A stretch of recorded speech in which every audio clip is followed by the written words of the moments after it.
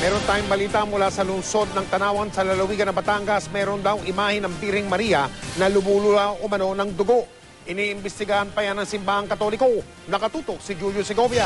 Tao siya, lalaki ni Espiritu Santo, pinanganak ni Santa Maria ang Birhen. Walang patid sa pagrorosaryo ang mga deboto sa sinasabi nilang nagmimilagro umanong imahe ng Our Lady of Mary Mediatrix sa Tanawan City, Batangas. Sabi nila, noong Marso raw lumuha ng dugo ang imahen. Nasundan pa raw ito ng pagtagas daw ng langis sa muka at mga palad nito.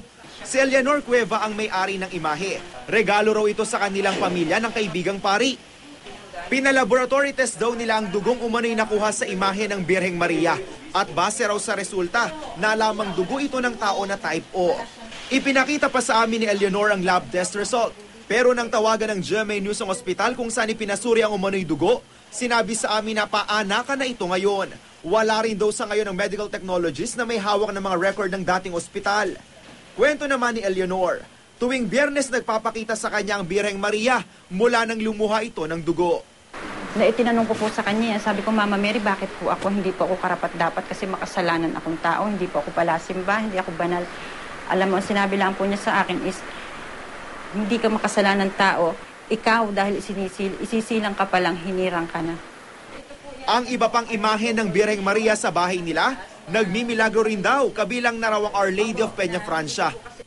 Ang mga larawang ipinakita niya sa amin, mga nagpapagamot daw kay Eleanor na mula pa sa malalayong lugar. Wala ho akong hinihingi sa mga tao, gumagamot ako nang hindi ako tumatanggap, missing ko.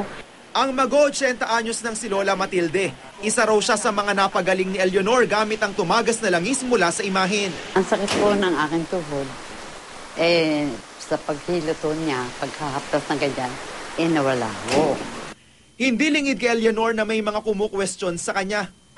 Hindi ko po sila pinipilit maniwala sa akin. Isa lamang naman po ang hinihingi sa atin ng mahal na Birhen, magbalik loob sa Diyos, magdasal po lagi ng Santo Rosario. Ayaw magbigay ng komento ng pura paroko ng simbahan sa Tanawan City. May proseso raw na sinusunod ang simbahang Katolika kaugnay nito. Pinaiimbestigahan na rin daw ng Arsobispo ng Lipa ang pagluha umano ng dugo ng imahen. Tanging ang Santo Papa sa Vatican City lang daw ang may kapangyarihang magdeklara kung milagro nga ito o hindi. Pero para sa mga mananampalataya, wala pa ring makakapigil sa kanilang debosyon. Mula sa Tanawan City, Batangas, Julio Segovia, Nakatutok, 24 Oras.